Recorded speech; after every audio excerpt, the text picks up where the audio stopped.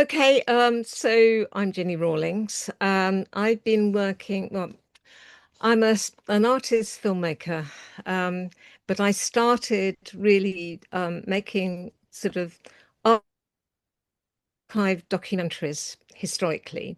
Um, so very recently, I found some production stills of a film that I made in 1991 about the Peckham Health Centre. And this was the first time that hang on, is it not going? It's not allowing me to go. Mm, okay, it is. Sorry, it's not doing it properly. Okay, it started again. Okay, and yeah. So I called it before and after time because before time was when I was, yes, a documentary filmmaker, and after time, after I was a late discovery adoptee, I began to make different artworks. I worked with installations and expanded work, and I'm going to try and see if I can work this PowerPoint that I very carefully prepared, and now it's not going to work properly. Oh yes, okay, right, back again. So yes, I discovered these production stills very recently, and it was the first time that I'd seen myself in action. That's me behind the camera, and directing the film. And also, it's the 100th anniversary of the Pioneer Health Centre in Peckham, which was an experiment to discover real health, whole health. Um, so this was yeah, I'm not quite sure what's happening because it's not traveling forward. I don't know. Oh, okay.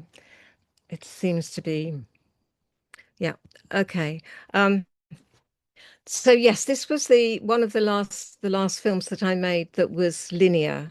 Um, because in 1990, that was 1991, and in 1992, I discovered quite by chance that I had been adopted.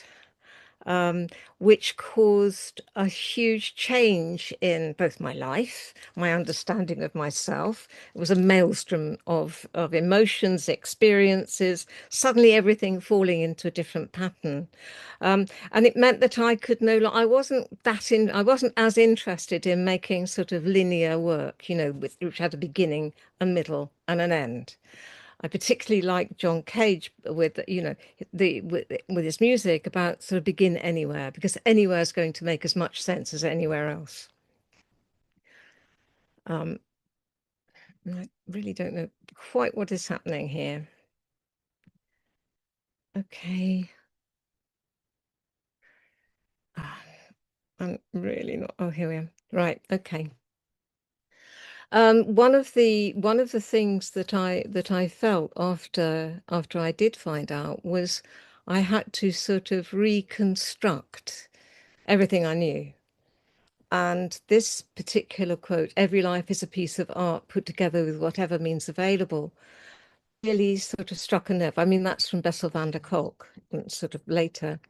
Um, but it actually made a different sense. There wasn't any sense in trying to have a sort of linear tree-like narrative. Yeah. Um, okay. Right. This is right. And the other thing that I came across Lawrence Kermeyer and a lot of other people talking about trauma.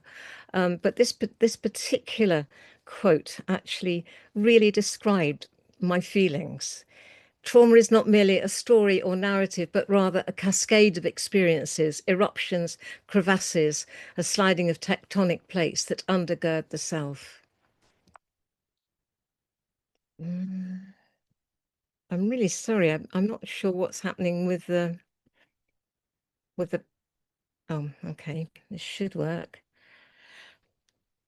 So when I the first one of the first pieces of work that I made after Discovery was called Screen Memories. I made it as part of the MA at Brighton. I'd already done a postgrad in film, um, and this was part of the first piece that I did, and And it relates to this. I was the parcel passed from hand to hand, never knowing who would catch me or if I should fall into the darkness and be lost.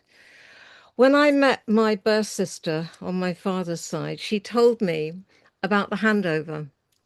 I was handed over on the doorstep by her mother, who's not my mother, and herself. I was handed over to my adoptive dad on the doorstep.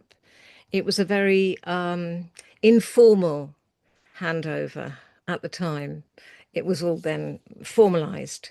Um, but this was very much, I mean, this is very much a feeling about being in the middle and not knowing who would catch me, that sense of unknowing. So this is suddenly working. This is sort of one of the pieces. This is elements of that first work, and it's called Screen Memories, because when my dad died when I was 9, it was in fact the first time that I had been told that he wasn't my dad. But I have no memory. I have a screen memory. Freud was absolutely right about that. I remembered standing in front of a fireplace with a mirror above it, and I disappeared. And so this piece of work relates to that, but it actually includes, I mean, that the center image has images of my birth mother, one of my birth sisters, myself, and my daughter is swinging here. And this was taken in the house of my adoptive mother's house when she'd left. Um, and this is the piece of work later.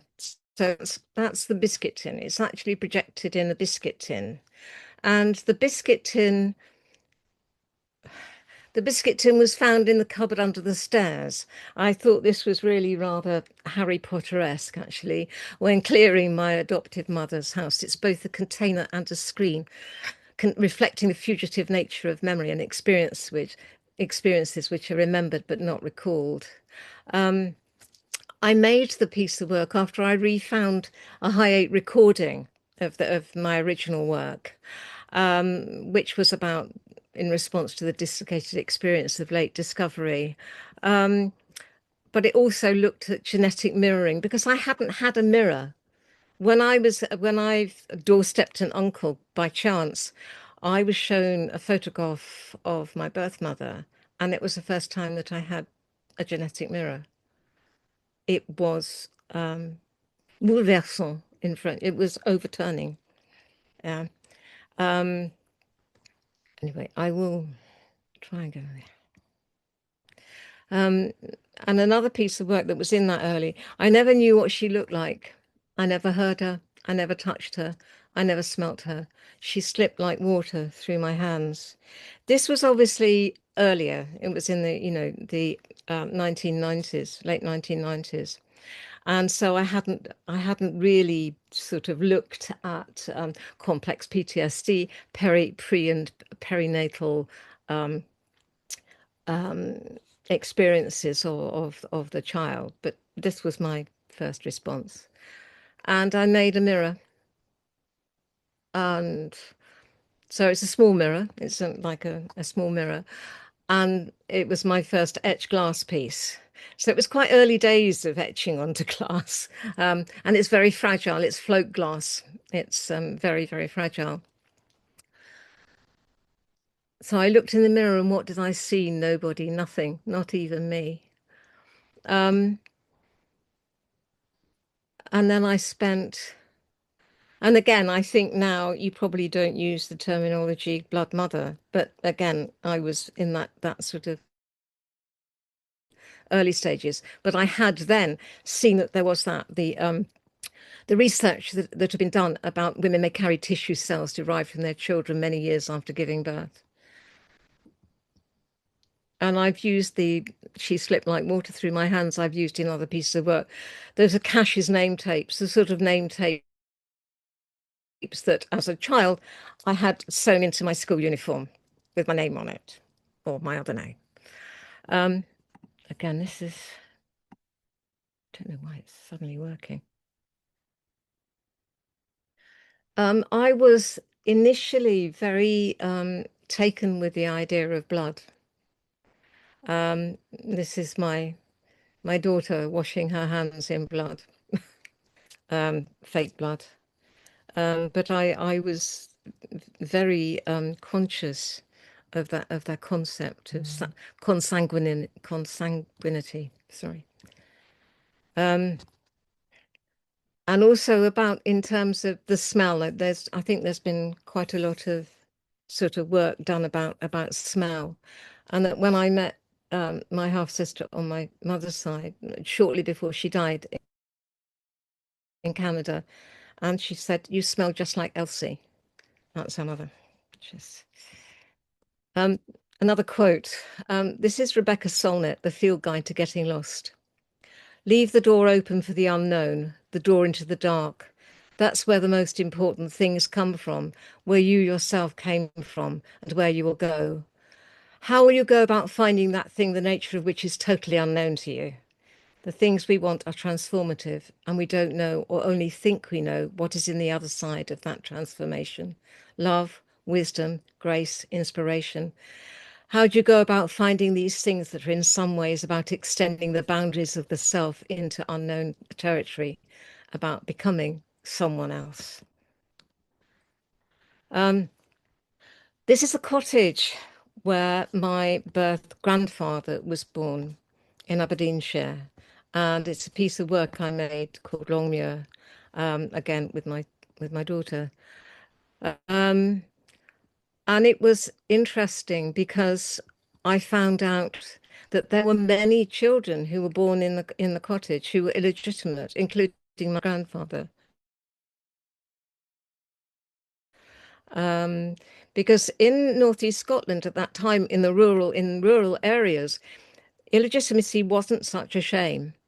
Because of the feeing system, where young people had to move from farm to farm every year, and there was insufficient sort of housing, there were quite a lot of illegitimacy. And I think one woman was quoted as saying, if my daughter had stolen 2 pence, I would be really ashamed. But having another child, they can be brought up within the family. And very different with the fishing villages. But anyway, so Maggie Stewart was also one of the people and was related to my ancestry who gave birth in that house. Again, yeah, okay. Um, and she features on this other glass piece called Illegitimate Daughter. Um, and she was compared by the Kirk Session Records for the heinous sin of fornication. Um, and I became interested in reclaiming language. I've shown this piece of work, well, it's been shown quite widely, but it was also shown in a Catholic church as part of the Brighton Festival. Because I think it's important about reclaiming language. And it's very beautiful. So people are allured. It's alluring, but it's also very harsh. And this is just going back to the genetic mirror idea. Um, when I was growing up, I had issues with dissociation. I used to look in the mirror and dissociate. I, I looked over my shoulder at myself, and I didn't know why. Um, and then this is a photograph of my birth mother, who I never met. I never met her. Um, looking in the mirror. I was lucky when I discovered birth relatives in Canada. My birth uncle gave me a whole cache of photographs of Elsie, and also her husband gave me some. So although I have no sort of family gems or anything, I have photographs, which is amazing. And she was quite performative. Um, she was very gestural. So I have a parallel photographs of us being quite performative. And I made a piece of work called Dancing with My Mother, which also relates to Bracker Ettinger and the archaic mother. So there's a lot of sort of theoretical things. But this is like a sort of an installation that I made it partially. This is the chair. This is the chair from my adoptive family. It's the kitchen chair. This is a handmade dress made from a 1950s pattern, which you'll see later. That's the video projection in the thing. This is a nightgown, 1940s, 1950s nightgown. That's another projection. And this is a handmade christening gown, except it's not. It's much longer. And I use it as a to project onto.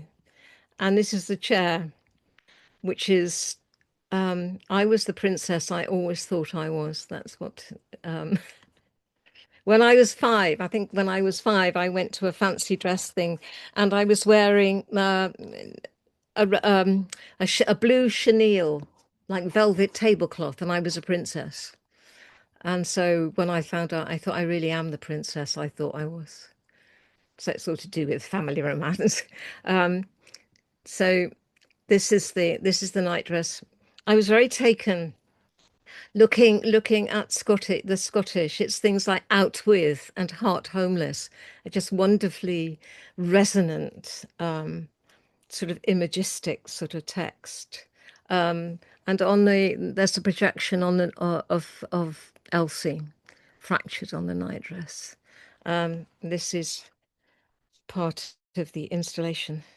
And I'm interested in, yes, in that fracturing, in the things that happen in between, in layering, in things not being quite there. That's another. Okay, so this is the What a Good Girl. This is my What a Good Girl dress.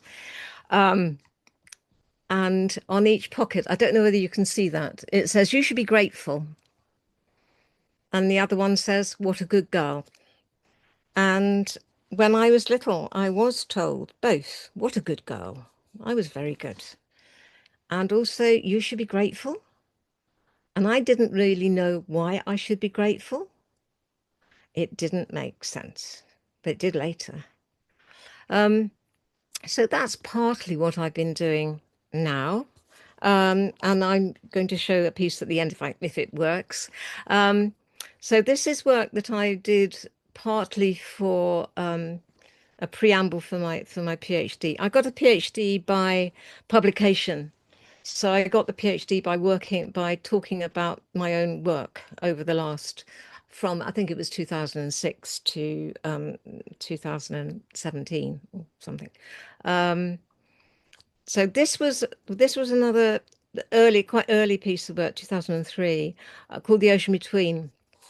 And it's about voyages to Canada by the home children from 1869, and also the parallel journey of my birth mother, who also emigrated to Canada. So that's it's using sort of etched glass.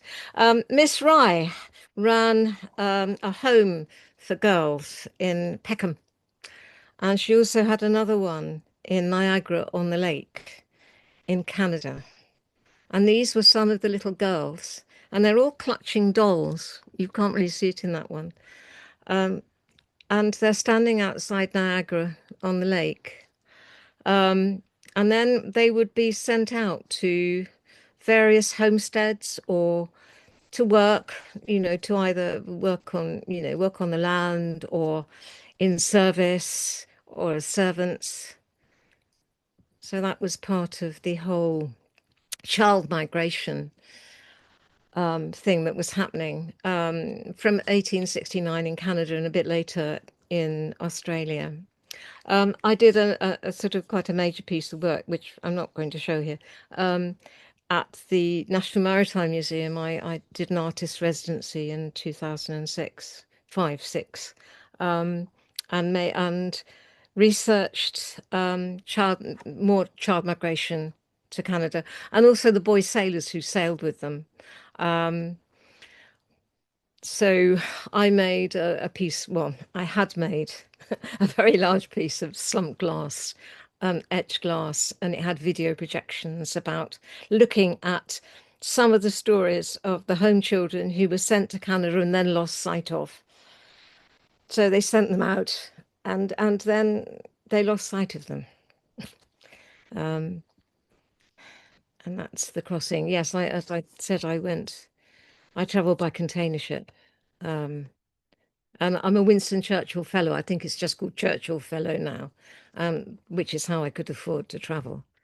Um, and one of the places that I filmed quite a lot in on the east side of in Ontario and um, also in Newfoundland.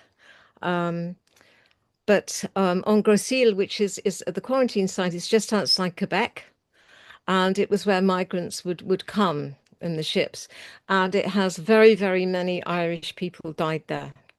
They either died at sea during the famine, right, just after the famine, um, and so many people were buried there. But there is a large memorial, but a lot of the buildings actually still are still there, and they're very haunting. And I think when I went, because it was a while ago, it was probably less. It's probably got a bit more touristic now, a little bit visited.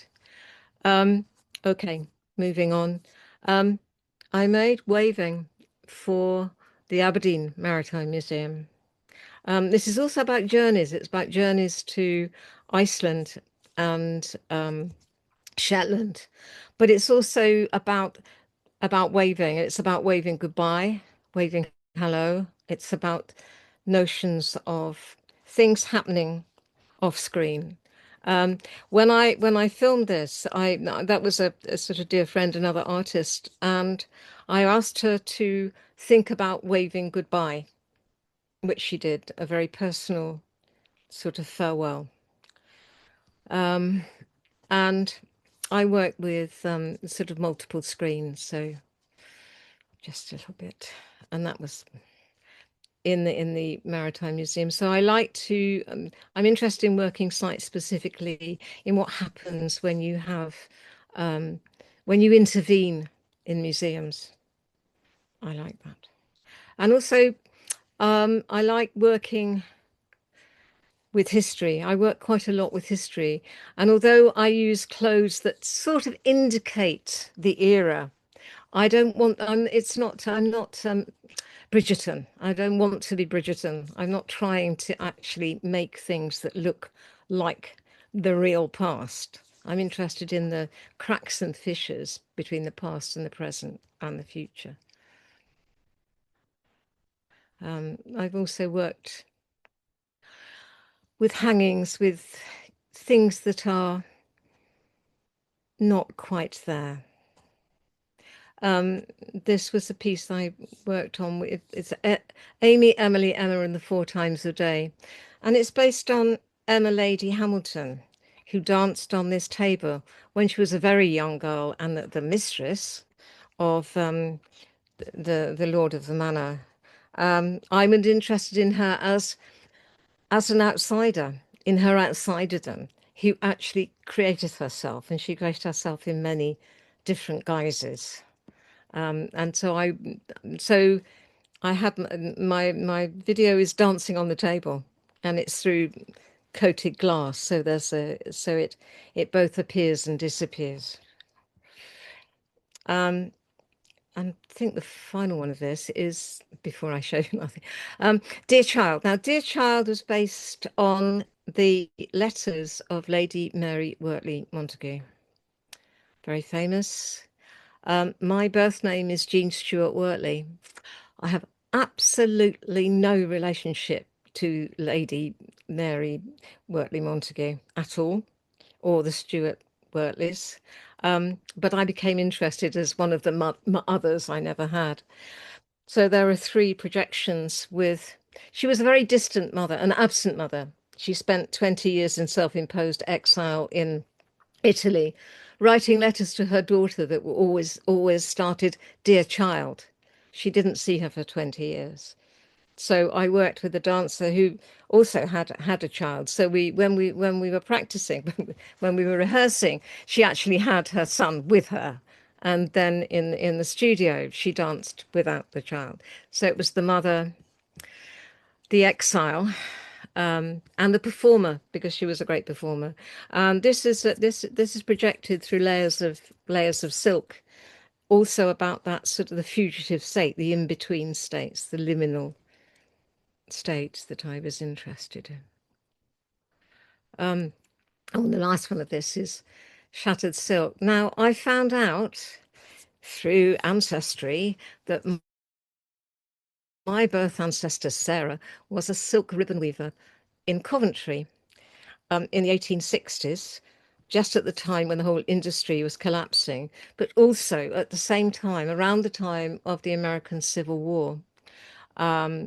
So this piece here is actually based on Sojourner Truth and Harriet Martineau, who were both abolitionists, but from very different sort of background, from sort of white, privileged, Harriet Martineau, who was a sociologist, and Sojourner Truth was an ex-slave. But they were both working with Sojourner Truth actually has knitting. It's a carte de visite with knitting, and Harriet Martineau is actually embroidering. She made embroideries for the Boston abolitionist group.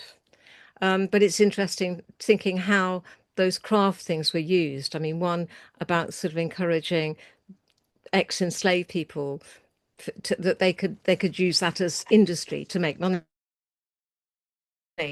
and for Martineau to actually protest against slavery, but from a different privileged position. Anyway, that's the interactive dress that I made for Sarah, it's the dancer, and I made an interactive box which is called "The Bond Is Always by Scent," which okay. And one of the other interesting things about the 1860s, in 1861, George Eliot wrote Silas Marner. For those of you who know or don't know, Silas Marner was my adopted mother's favourite book. It did not occur to me at that time, when I was young, of what that meant. It's a story of a child who is adopted by a weaver, and it all ends up very happily, except her birth mother dies in the snow of an overdose of laudanum. So I was interested more in what happened to her and what happened to the child, and that sort of space in between the abandonment of the mother or the mother's death and her entering into this new space with Silas Marner, who adopts her. Okay. Okay.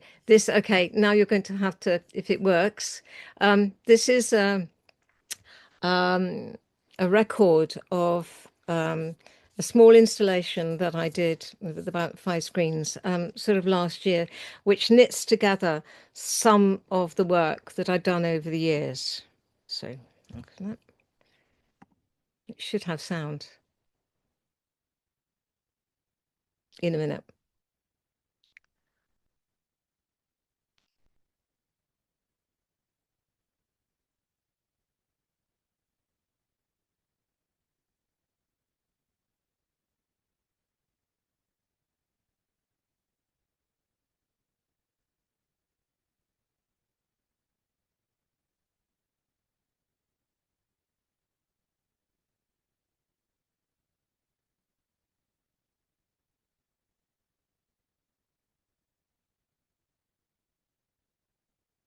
Dancing with my other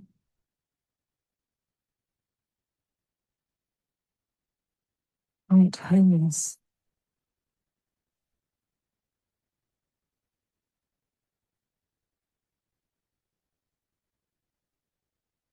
Out with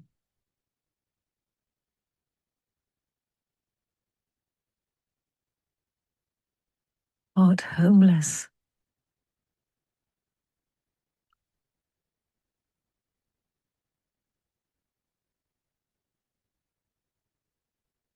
out with.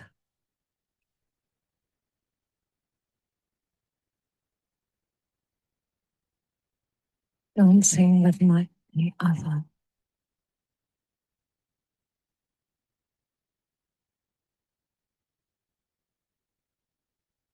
I was the person passed from hand to hand, never knowing who would catch me, or if I should fall into the darkness and be lost. I was the parcel. Women may carry tissue cells derived from passed from hand to many years after giving birth. Mirror neurons start functioning as soon as babies are born. Never knowing who would catch me almost invariably involves not being seen. Or if I should, not being mirrored. Fall into the darkness, not being taken into account.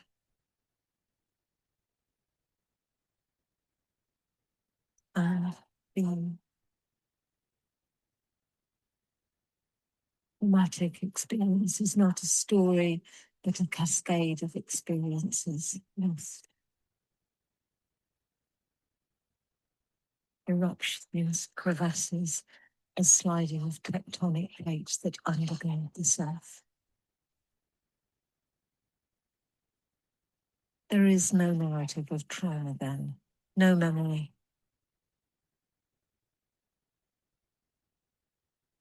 Only speaking in signs. The narrative reconstruction of memory are not so much managed as lived in.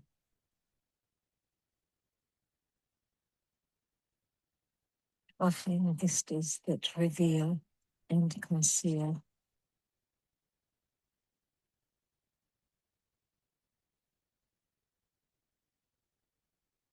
Dissociation is the essence of trauma.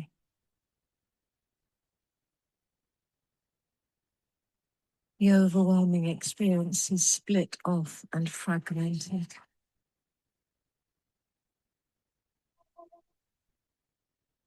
Emotions, sounds, images, thoughts, and physical sensations related to trauma, different sensations that enter the brain at the time of the trauma, are not properly assembled into personalization as one symptom of the massive dissociation created by trauma. They are disassociated. Dissociating is a rupture in narrative, but it is also maintained. One is always by saying. One is always by saying. The one is all by saying. The one is all by saying. The one is all by saying. The one is always by saying. The one is always by saying. The one is always by saying. The one is always by saying. The one is simple.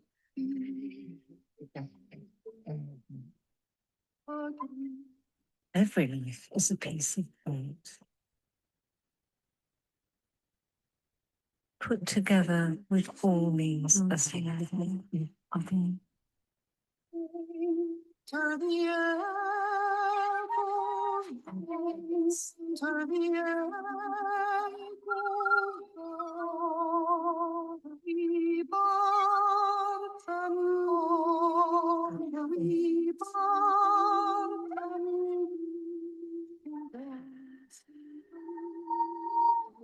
what homeless.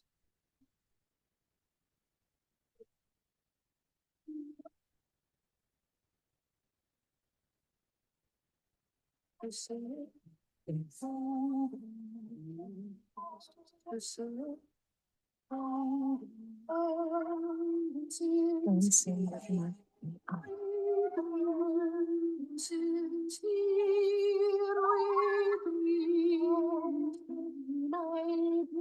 was the person passed from hand to hand, never knowing who would catch me, or if I should fall into the darkness and be lost.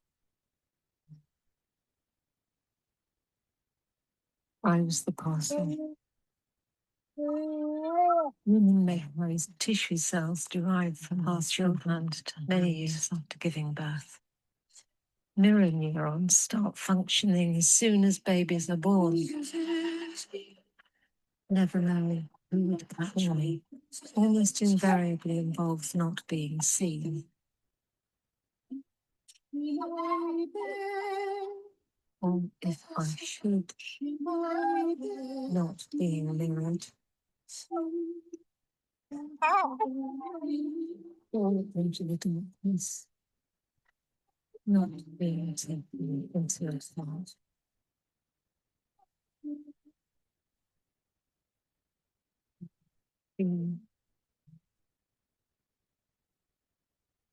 Traumatic experience is not a story, but a cascade of experiences. Yes.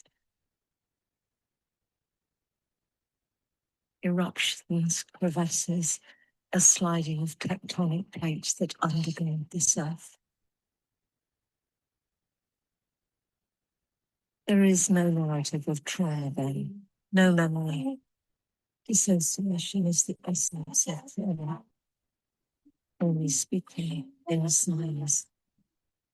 The narrative is construction and not so much managed as lived in.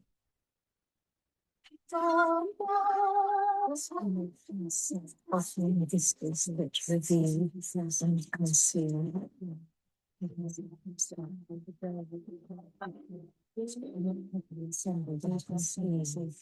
symptom of massive dissociation created by trauma.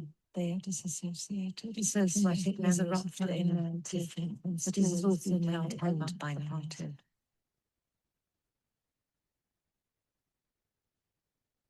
This gap or moment of possibility is an existential state, a suspension of reference points in which new experiences become possible. Template for gesture and movement. Every life is a piece of art, put together with all means available.